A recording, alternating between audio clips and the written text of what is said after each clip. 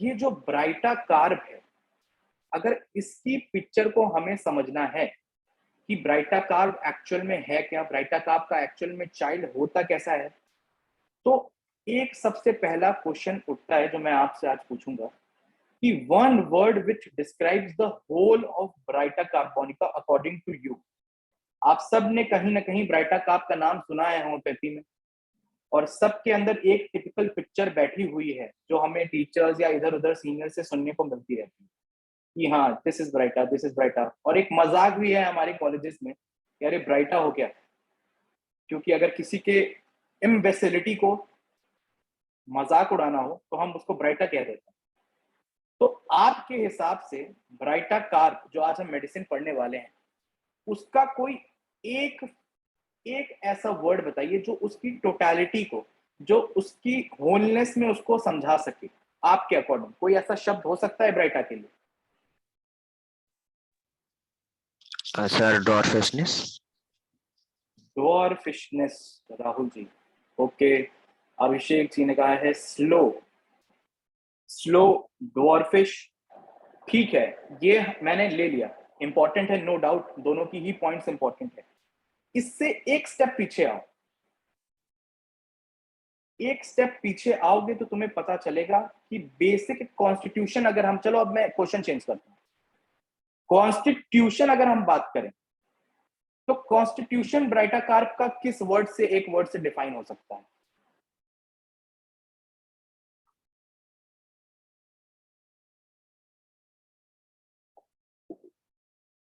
आप सबके पास एलन की नोट्स होगी, मैंने बोला था आप एलन की नोट्स को भी ले सकते हैं, उसमें भी देख सकते हैं कि अगर एक वर्ड बोलें, और मैंने आपको पिछली बार भी शायद बताया था, कई लेक्चर में बता चुका हूं कि एलन की नोट्स की कुछ पहली लाइनें होती हैं या पहली 2 पैराग्राफ 3 पैराग्राफ होते हैं जिसमें डॉक्टर एलन कॉन्स्टिट्यूशन की बात करते हैं। तो उन्हीं पैराग्राफ्स में से आपको क्या लगता है कि कौन सा एक ऐसा वर्ड है जो कि ब्राइटा कार्प की कॉन्स्टिट्यूशन को और उसी के थ्रू ब्राइटा कार्प की टोटलिटी को बहुत अच्छे से समझाता है? और मैं उस चीज का रीजन दूंगा बहुत ही डिटेल में, तो आप इस चीज को ध्यान रखिएगा कि वो यूं ही सुपरफिशियली वहां नहीं लिखा गया है। किसी ने भी देखा एलन की notes? Sir memory deficient. Memory deficient, memory deficient, ठीक है। क्या देखो उसी एलन की नोट्स में एक वर्ड लिखा होगा स्क्रोफुला। अमिताभ उस लाइन को पढ़ोगे जहां पर स्क्रोफुला लिखा हुआ है, सेकंड लाइन या थर्ड लाइन होगी? Scrofulous sir.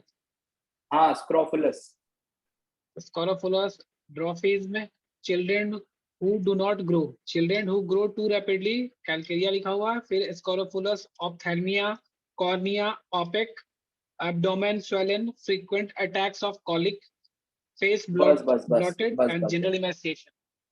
तो ये जो स्क्रोफुलस वर्ड लिखा हुआ है या स्क्रोफुला जो हम कहते हैं, कोई बताएगा ये क्या है, ये स्क्रोफुला क्या होता है? और इसको मैं तुम्हें दिखा दूं कि डॉक्टर जेएच क्लार्क की मटीरिया मेडिका तुम उठाओगे और उसकी पहली लाइन ब्राइटा कार्प की पढ़ोगे तो वो लिखते हैं baryta corresponds to scrofulous conditions in children and old age, dwarfish children and childish old people. ये 2 लाइनें ही काफी हैं किसी ब्राइटा की पर्सनैलिटी को समझने के लिए। क्यों? क्योंकि ये स्क्रोफुलस कंडीशन अपने आप में इतनी डीप चीज है समझने के लिए, और उसके पीछे का रीजन है क्यों इसको स्क्रोफुला से ही मैं डिफाइन करने को बोल रहा हूं। पहला रीजन ये है कि हमारे सारे स्टॉलवर्ड्स ने ये कहा है, एलन में आपने पढ़ा, ये मैं क्लार्क का रेफरेंस आपको दे रहा हूं, ये डॉक्टर डब्ल्यू बोरिक, हमारी जो बोरिक मटीरिया मेडिका है उसमें लिखा है this remedy brings aid to scrofulous children. ये जो एलन की नोट्स की लाइन अभी अमिताभ ने पढ़ी, scrofulous dwarfish child who does not grow, children who grows too rapidly, इसके कॉन्ट्रास्ट में कैलकेरिया यहां पर लिखा हुआ है। तो इस स्क्रोफुला वर्ड से आप क्या समझते हैं, कोई बताएगा मेरे को? क्या है ये स्क्रोफुला,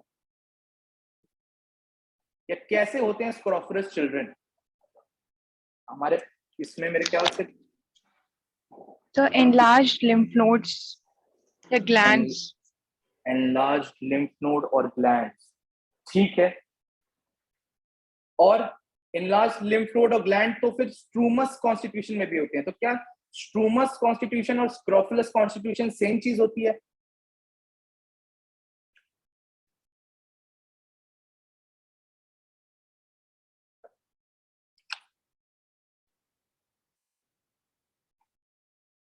इस टॉपिक को यहाँ पर ब्राइटा काम में पढ़ाते हुए छेड़ने का मेरा एक पर्पस कि जब भी हम किसी मेडिसिन को अच्छे से समझना चाहते हैं, और जनरली बहुत जितने भी second year, third year, fourth year के बच्चे हैं जो मटीरिया को समझने के लिए रेगुलर बेसिस पे जूझ रहे हैं, जिनको नहीं समझ में आ रहा कि सर पढ़ते बहुत हैं पर याद नहीं होती, सिम्टम्स भूल जाते हैं या समझ में नहीं आता कैसे पढ़े, इन सब चीजों का आंसर इन्हीं किताबों में मिलेगा जो स्टॉलवर्ट्स लिख के गए। आपको बस मैं एक कॉन्सेप्ट बोलता हूँ, बहुत ही शुरुआत से जब से मैं आप लोग को पढ़ा रहा हूँ, 6-7-8 महीने हो गए, कनेक्टिंग द डॉट्स का। ये अलग अलग जगह पे अलग अलग डॉट्स बने हुए हैं स्टॉलवर्ट्स की किताबों में, तुम्हें बस उनको अलाइन करने का काम करना है। अब तुमने अगर मटीरिया मेडिका उठाई है, और मैं बोलता हूं कभी भी किसी रेमेडी को पढ़ने के लिए आप 5, 6, 7, 8 जितनी मटीरिया आपके पास हो सकती है सब उठाइए, एक साथ लेके बैठिए, सबको पैरेलल स्टडी करना स्टार्ट करिए। अब आपने पढ़ा कि कैसे उसको डिस्क्राइब कर रहा है कॉन्स्टिट्यूशन को अलग अलग रेमेडी, अलग अलग बुक से एक रेमेडी, तो आपने देखा एक कॉमन वर्ड यूज हमेशा हो रहा है स्क्रोफुला। तो आपका दिमाग यहां पर जाना चाहिए कि ये जो कॉमन वर्ड स्क्रोफुला यूज हो रहा है, इस स्क्रोफुला का मतलब क्या है और क्यों हर स्टॉलवर्ड को इसको डिस्क्राइब करने के लिए स्क्रोफुला यूज करना पड़ गया। ये क्वेश्चन आपके दिमाग में उभरना चाहिए, उभरेगा, इसका आंसर ढूंढोगे तो ही उस रेमेडी को टोटलिटी में समझ पाओगे। और अगर इसी जर्नी में आप डॉक्टर ईवी नैश की मटीरिया मेडिका, आप लोग को मैंने कहा था आपने रखी होगी तो अपने सामने खोलिएगा, उसमें एक बार ब्राइटा का आप खोलिए, डॉक्टर ईवी नैश की लीडर्स इन थेरेप्यूटिक्स में, तो आपको ये लाइन लिखी हुई मिलेगी, this is one of the leading so called anti scrofulous remedies, please refer to what I said on this subject that is scrofula while writing on sulphur. देखो यहां पर कि डॉक्टर नैश आपको गाइड कर रहे हैं, आपके एक सहभागी आपके साथ पढ़ने वाले स्टूडेंट बन रहे हैं और आपको बोल रहे हैं अगर तुमको स्क्रोफुला समझना है तो जो मैंने सल्फर में स्क्रोफुला डिफाइन किया उसको जाके रेफर करो और पढ़ो। तो तुम्हें यहां पर ये ब्राइटा का आपकी पहली लाइन में लिखने का क्या मतलब है, क्योंकि अगर तुम स्क्रोफुला नहीं समझोगे तो तुम ब्राइटा नहीं समझोगे, और अगर स्क्रोफुला पढ़ना है तो सल्फर में जहां पर मैंने स्क्रोफुला डिफाइन किया उसको जाके पढ़ो। और अगर आप उन्हीं की किताब में सल्फर खोल के स्क्रोफुला ढूंढेंगे तो उसमें उन्होंने ये लिखा हुआ, if you now ask me what is sora, I answer in true Yankee style, what is scrofula? Perhaps sora is scrofula or scrofula is sora. Call it there or neither. According to Dr. E.B. Nash, scrofula is nothing but sora in itself. वो कहते हैं कि सोरा को scrofula कह लो, scrofula को सोरा कह लो, कोई फर्क नहीं है इन दोनों बातों में, क्योंकि ये एक ही चीज के दो नाम हैं। अकॉर्डिंग टू डॉक्टर नैश, इस बात को ध्यान रखना, अभी यहां पर ये डॉक्टर नैश कह रहे हैं, आगे कुछ लोगों ने और कहा है, हम उसको भी डिस्कस करेंगे, पर डॉक्टर नैश ऐसा क्यों कह रहे हैं, आपको क्या लगता है? और इसमें अगर आप डॉक्टर एलन कीनोट की पहली लाइन पे दूसरी लाइन पे आएंगे, या पहली लाइन शायद ये है कि specially adapted to complaints to first and second childhood the psoric और ट्यूबरकुलर। तो ये स्क्रोफुला जो डिनोट सोरा को कर रहा है, ये डॉक्टर एलन ने पहली लाइन में ही लिखा हुआ है, सोरिक और ट्यूबरकुलर। तो आप एक बात बताइए, किसी भी रेमेडी के कॉन्स्टिट्यूशन को स्क्रोफुला या सोरा किस बेसिस पे डिफाइन किया जाता है? क्यों यहां पर एक वर्ड में इतनी डीप बात को लिखा गया? आप अगर कॉन्स्टिट्यूशन पढ़ते हैं तो जैसे राहुल ने जवाब दिया, अभिषेक ने जवाब दिया कि ड्वार्फिश है सर, ये है सर, मेंटली डेफिशिएंट है सर, स्लो है सर, ये कैरेक्टरिस्टिक ही तो कॉन्स्टिट्यूशन बनाते हैं। तो ऐसा क्या था इस एक वर्ड में जो इन सब का अमेलगमेशन वो रखता है अपने अंदर? कोई बताएगा इस आंसर को, कैसे सोरिक कॉन्स्टिट्यूशन डिफाइन किया जाता है या स्क्रोफुलस कॉन्स्टिट्यूशन को डिफाइन किया जाता है अपने आप में?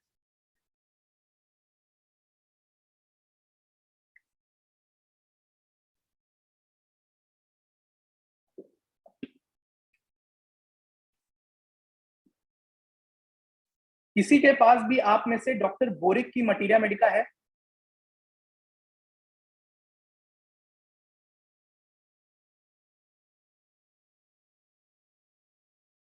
Doctor boric sir. Materia Medica है?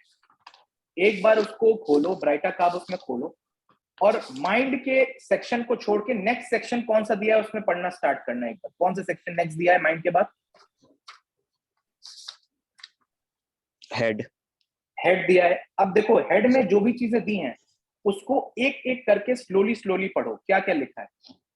Sir, vertigo, stitches, आगे when standing in the sun, extending through the head, brain feels loose, hair fall out, confusion, veins.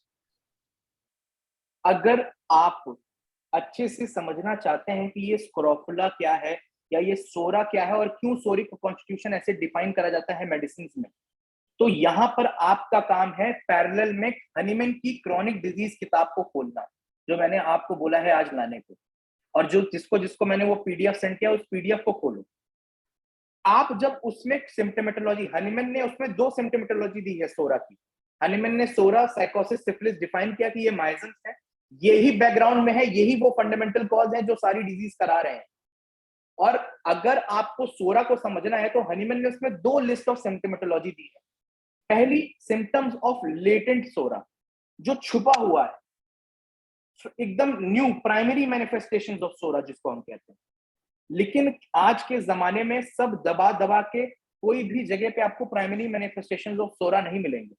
आपको मिलेंगे तो आपको सेकेंडरी मैनिफेस्टेशंस ऑफ सोरा मिलेंगे। ये जो लिस्ट मैंने आपको दी है ये उसी secondary manifestation of psora according to doctor Hahnemann उसकी लिस्ट है। और अगर आप उसमें खोलेंगे इस रेमेडी को, सॉरी उस सिम्टोमेटोलॉजी को आप खोलेंगे और इस रेमेडी के हेड के सिम्टम्स देखेंगे तो वहां पर देखिए vertigo, headache, stitches in the head, the hair of the head frequently falls out most in front on the crown and top of the head, bald spots or beginning baldness of certain spots। ये head की बात हो गई। अब एक बार Rahul eyes के symptomatology पढ़ो baryta carb में, बोरिक में। Alternate dilatation and contraction of pupil, meningitis, photophobia, gauze before eyes, cataract, calcarea, phosphorus, silicea. अब आप यहां पर देखिए cataract, obscuration of the crystalline lens, dim opaque spots on the cornea, the eyes are most sensitive to daylight, they are pained by it and they close involuntarily। इसी को photophobia कहते हैं हम। ये सारी सिम्टोमेटोलॉजी कहां है? आप ब्राइटा कार्ब पढ़ रहे हो बोरिक से, पर ये पैरेलल में आपको कहां मिल रही है? सोरा के सिम्टोमेटोलॉजी में मिल रही है। अब नेक्स्ट आओ राहुल, ईयर्स के सिम्टोमेटोलॉजी पढ़ो बोरिक से। Sir, hardness of hearing, crackling noise, glands around the ears painful and swollen, reverberation on blowing the nose। अब आप यहां देखिए deafness of various degrees even up to total deafness, जो hardness of voice की बात कर रहे हैं वो वाली चीज। Swelling of the parotid gland, आसपास वाली ईयर के ग्लैंड कौन सी है? पैरोटिड ग्लैंड है, उसकी स्वेलिंग होना। Various sounds and noises in the years, crackling हो, क्लिंकिंग, रशिंग, सीजिंग, इस तरीके के साउंड आना। ये सिम्टोमेटोलॉजी सेकेंडरी मैनिफेस्टेशन किसकी है? सोरा की है। पर पैरेलल में हमें कहां मिल रही है? ब्राइटा कार्बोनिका में मिल रही है। इसी तरीके से आगे आप सारी चीजों को, ये मैंने एक लिस्ट बनाई है, इसको आप मैच करके देखना। ये मैंने जितने मार्क करे हैं, ये नोज की सिम्टोमेटोलॉजी देखो, पूरी बोरिक से मैच करो, सारी पैरेलल में मिलेंगी क्रॉनिक डिजीज में।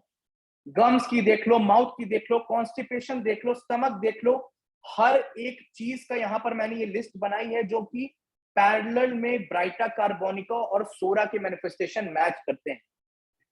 इसीलिए जब हमने कहा शुरुआत में कि क्यों एक वर्ड में डिफाइन करा जा सकता है, वो वर्ड क्या है? स्क्रोफुला। और डॉक्टर नैश क्या कहते हैं कि स्क्रोफुला इज नथिंग बट सोरा। तो यूं ही नहीं कह रहे हैं कि स्क्रोफुला में टोटलिटी छुपी है, क्योंकि एक एक सिम्टम जो ब्राइटा कार्ब का है वो सोरिक मैनिफेस्टेशन से मैच करता है। ये जो सबसे इंपॉर्टेंट पॉइंट हम मानते हैं, इंक्रीज ससेप्टेबिलिटी टू कोल्ड, ये सोरिक मैनिफेस्टेशन है, यही one of the most prominent की फीचर्स ऑफ ब्राइटा कार्ब है। ठंड बहुत जल्दी लग जाना, ग्लैंडुलर स्वेलिंग जो आप स्क्रोफुला में कह रहे थे, ब्राइटा कार्ब की बहुत मांग है, ये सेम चीज है किसमें, सोरिक मैनिफेस्टेशन में। तो जब यहां पर सोरा या स्क्रोफुला को ब्राइटा कार्ब कहा जा रहा है, तो वो इसी बेसिस पे कहा जा रहा है क्योंकि उसकी सिम्टोमेटोलॉजी एकदम पैरेलली मैच कर रही है किससे, सोरिक मैनिफेस्टेशन से या फिर स्क्रोफुलस मैनिफेस्टेशन से। अब एक अलग बात और आती है यहां पर, जब आप स्क्रोफुला को पढ़ेंगे तो हनीमैन के बाद जब डॉक्टर जेएच एलन ने एक बुक लिखी द क्रॉनिक माइजम करके, उसमें उन्होंने स्क्रोफुला को डिफाइन करा, पर that scrofula of doctor Allen, that is JH Allen, differs slightly from the scrofula of doctor Nash. Doctor Nash क्या कहते हैं कि scrofula is nothing but psora. Doctor Allen क्या कहते हैं पता है? डॉक्टर एलन ये कहते हैं, we have from a remote period been taught that the miasmatic basis of scrofula was soric in its origin। पहले वो नैश की बात रख रहे हैं, वो उसको डिनाई नहीं कर रहे हैं, इसको ध्यान रखिए, पर वो फिर अपनी बात को आगे रख रहे हैं। But I think we can readily see from what has already been said concerning the action of both sora and pseudosora that the disease scrofula owes its origin to the malignant combination of sora and syphilis। अब according to doctor JH Allen, जो हम scrofula जिसको कहते हैं, वो एक mixture है किसका, एडवांस्ड सोरा का, मैलिग्नेंट सोरा का, और एडवांस्ड सिफिलिस का या मैलिग्नेंट सिफिलिस का। यहां पर नैश से वो थोड़ा सा डिफर करते हैं, उनकी बात को रख के फिर डिफर कर रहे हैं। वो कहते हैं it could not be wholly due to the action of psora nor yet of syphilis. ना सिर्फ सिफिलिस स्क्रोफुला को डिफाइन कर सकता है, ना सिर्फ सोरा स्क्रोफुला को डिफाइन कर सकता है। अगर आपको स्क्रोफुला समझना है और इन टर्म ब्राइटा कार्ब समझनी है, तो आपको समझना पड़ेगा कि ये स्क्रोफुला में सोरा भी है और सिफिलिस भी है, पर एडवांस्ड है, मैलिग्नेंट स्टेज में है। अब यहां पर एक और बात ध्यान रखिए, जब पेशेंट आपके पास आ रहा है और आप पे उसको सिम्टम्स मिल रहे हैं और आप देख रहे हो कि कुछ सिम्टम्स सोरा के हैं, कुछ सिफिलिस के हैं, तो वहां पर आप ऐसा मत बोलना कि ये स्क्रोफुला है। इस बात को बहुत ध्यान से नोट डाउन कर लो और समझ लो, एडवांस्ड और मैलिग्नेंट वर्ड यूज करने का एक मतलब है। यहां पर जब यहां पर कह रहे हैं कि मैलिग्नेंट सोरा का और मैलिग्नेंट सिफिलिस का कॉम्बिनेशन है, उसका मतलब है ये जेनेटिकल इनहेरिटेंस में आपको दिखेगा। जेनेटिकल इनहेरिटेंस, मैं आपको एग्जांपल देता हूं। मैं एक पेशेंट हूं, मान लीजिए मैं एक फीचर लेके आ रहा हूं, मेरे अंदर ABCD सिम्टम्स हैं, वो सोरा के आपको लग रहे हैं, सोरिक मैनिफेस्टेशन से मैच करते हैं, और EFGH सिफिलिटिक मैनिफेस्टेशन से मैच करते हैं। You will never define me as scrofula. Then the question arises, कैसे हम डिफाइन करेंगे स्क्रोफुला को? आप मेरी पास्ट हिस्ट्री, फैमिली हिस्ट्री लेंगे। जब आप मेरी फैमिली हिस्ट्री लेंगे तो आपको ये दिखेगा कि एक side of my family history is preponderance of psora, जहां पर आपको सोरिक मैनिफेस्टेशन का प्रीपोंडरेंस, सोरिक डिजीज का प्रीपोंडरेंस मिल रहा है, और एक part of my family history is having syphilitic tendency, syphilitic preponderance, और वो साल दर साल मेरी फैमिली में चलता चला आ रहा है, और अब जाके मेरे अंदर एक नया टाइप का कॉन्स्टिट्यूशन बन के निकला जिसको हम स्क्रोफुला कहते हैं, जो कि मिक्सचर है एडवांस्ड सोरा और एडवांस्ड सिफिलिस का। इसका डिफरेंस समझिए, ये सिर्फ मेरे अंदर दो सिम्टोमेटोलॉजी का डिफरेंस नहीं है, ये एक एडवांस्ड जेनेटिक इनहेरिटेंस है जो लेता चला रहा है, और जिसका जब मिक्सचर हुआ, जब मैं पैदा हुआ, तो मेरे अंदर ये एक नया कॉन्स्टिट्यूशन बन के आया जिसको हमने नाम दिया scrofula. It is true that it has many features in common with sora.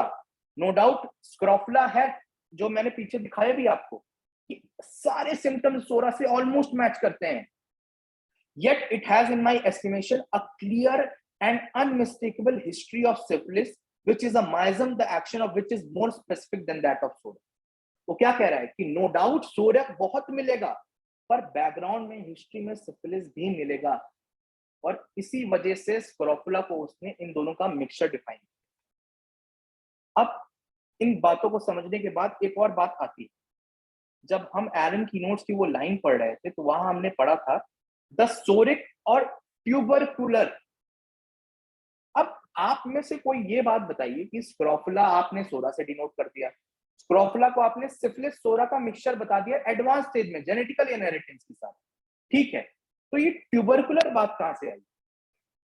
कोई इसको बताएगा कि ये ट्यूबरकुलर यहां पर क्यों लिखा हुआ?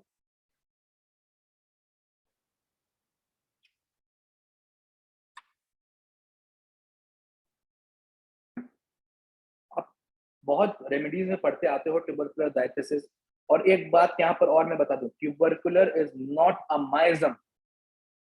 Tubercular is the diathesis of the patient, is the predisposition of the patient. Never defined tubercular as a miasm. Never do that mistake in your life.